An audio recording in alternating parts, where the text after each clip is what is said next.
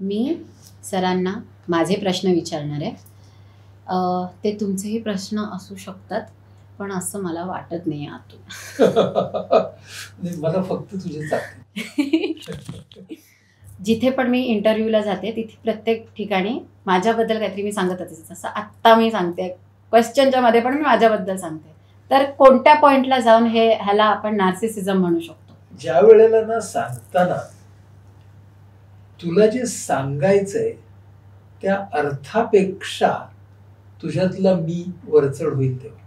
ते कसं ओळखणार कोणी? म्हणजे काय की मला समजा अर्थ सांगायचा ना, जसं तू बोलत होतीस, तू तुझ्याबद्दल बोलत होतीस, पण तुला जे आमच्यापर्यंत पोचवायचं होतं ना, तो एन्झायटी नावाच्या भावनेचा प्रवास पोचवायचा होता. बोलताना ना तू जर नार्सिसिस्टिक असतीस ना, तर तू कसं म्हणाली असतीस माहितीये, तेच मी एक दिवस ठरवलं की ही एन्झायटी आहे ना, हिला आता टाकलं पाहिजे. It has no meaning in my life. त्या फेस्टला गेले ना, तेव्हा जे मी मला स्ट्रॉंग बनवलं ना, तिथपासून माझ्या बदलायला सुरुवात झाली. ती आत्ता चालू आहे.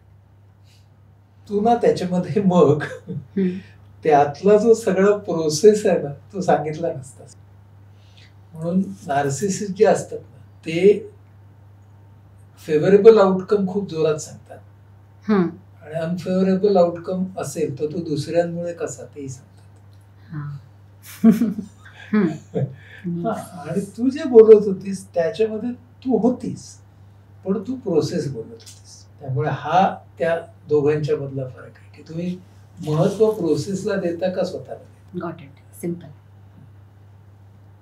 समजा असं ह्या गोष्टीला असं फॉर्म्युलाच्या फॉर्ममध्ये लिहायचं असेल, narcissism is equal to me plus plus plus raise to infinity.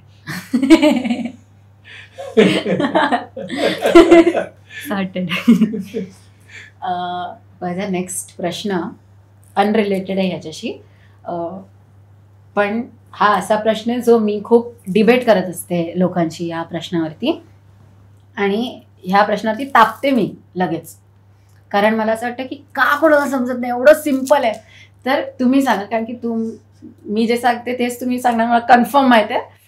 पण म्हणजे बेसिकली जे मी सांगते ते मी ज्या शब्दात सांगते ना, त्या शब्दात कदाचित कोणाला पटत नाही, पण तुम्ही सांगाल ते तुमच्या शब्दामध्ये तुम्ही पटवून सांगू शकता. जसं तुम्ही फर्स्ट क्वेश्चनचं पटवून इझी वर्ड्समध्ये दिलं तसं, की आयुष्यात कोणत्या गोष्टीला कधी कसं कुठे प्रायोरिटाईज केलं पाहिजे.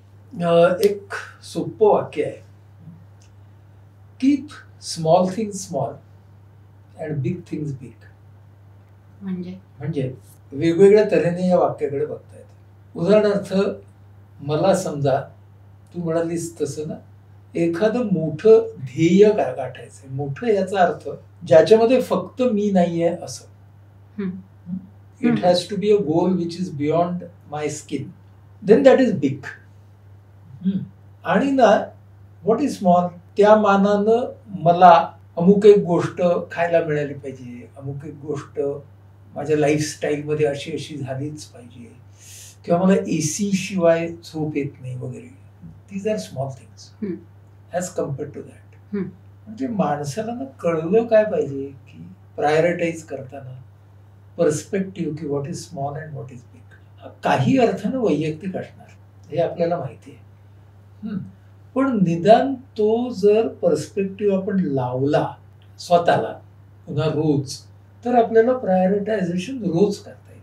की काही गोष्टी माझ्या रोज बदलणार आहेत आणि काही गोष्टी या नाही बदलणार. त्या बॅकग्राऊंडला आहेत, फोरग्राऊंडला आहेत, त्याची जागा बदलेल, पण त्या माझ्या कॅनव्हासमधनं कधीच जाणार नाहीत. तर हे आपल्याला ठरवायला लागतं की प्रायोरिटायझेशन म्हणजे फक्त 1, 2, 3, 4 लिस्ट नव्हे, तर प्रायोरिटायझेशन म्हणजे फोकसिंग अँड डिफोकसिंग. आणि ते फोकसिंग आणि डिफोकसिंग कदाचित मला 2 तासामध्ये 20 वेळा पण करावं लागेल. असं जर त्याच्याकडे पाहिलं ना, तर आपण प्रायोरिटायझेशन म्हणजे ना हायरार्की बघतो. तर ती हायरार्की बघण्यापेक्षा फोकसिंग डिफोकसिंग असं बघावं त्याच्याकडे. म्हणजे ना prioritisation is a very active process आणि तो खूप डायनॅमिक आहे.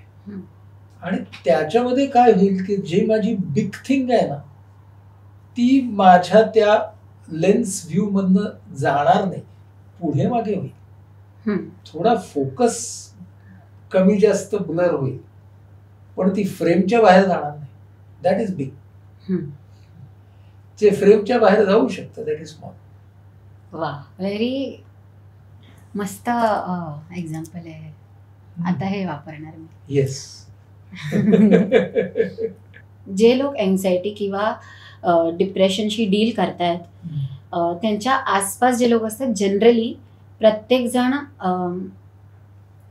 खूप जास्त वेळ एंटरटेन करायची इच्छा नाही ठेवत त्यांच्या इलनेसला. थोडा वेळ ना ते सिम्पथाईज किंवा एम्पथाईज करतात आणि नंतर एका पॉइंट नंतर कंटाळतात. जे बायस्टँडर्स असतात एका पॉइंट नंतर कंटाळतात की आता बस झालं, आता अति होत आहे. त्या लोकांनी ऍक्च्युली काय केलं पाहिजे? त्यांनी ना स्वतःला हे सांगितलं पाहिजे की आपण सुद्धा कधीही अँशियस होऊ शकतो किंवा पूर्वी कधीतरी आपण इतके अँशियस झालो होतो आणि त्यावेळेला आपल्या अँझायटी बद्दलचा डिसइंटरेस्ट किंवा नापसंती असं जर कोणी दाखवलं असतं तर आपल्याला काय वाटलं असतं. हा विचार केल्यानंतर त्यांचा पेशन्स थोडासा वाढेल. पेशन्स म्हणण्यापेक्षा त्यांची सेन्सिटिव्हिटी थोडीशी वाढेल असं म्हणेन मी. दुसरा त्यांनी हा विचार केला पाहिजे की तुला आता हे नाही ऐकायचंय, तुला जरा त्रास होतोय, 30 अँझायटी येते, तर मग ह्या अँझायटीच्या भावनेपासून समोरच्या व्यक्तीला मला जर अगदी डिस्ट्रॅक्ट करायचं असेल तर मी ऍक्टिव्हली काय करेन ह्याचा त्याने विचार करावा ना. बरोबर, म्हणजे तोडण्यापेक्षा. म्हणजे तो चॉईस आहे ना उपलब्ध. सपोज यू आर अँशियस and suppose I am your friend, I am your family member, तर ना what I can do is not always verbal, you know. I have to tell you at that point that I am with you.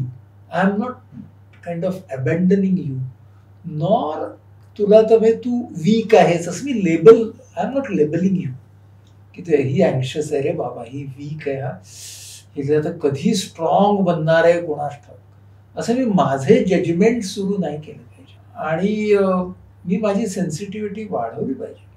आणि मग तुला मदत करायचा जो काही प्रयत्न माझा असेल ना जेन्युइन, तो मी करायला पाहिजे. की अँझायटी इतकी कॉमन इमोशन आहे आपल्या सगळ्यांच्या आयुष्यात की मी तिला ट्रिव्हिअलाइज करू नये.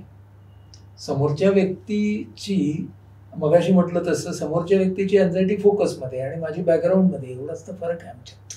दुसरा काय फरक आहे?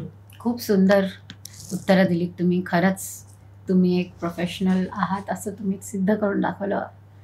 थँक्यू. Thank you so much.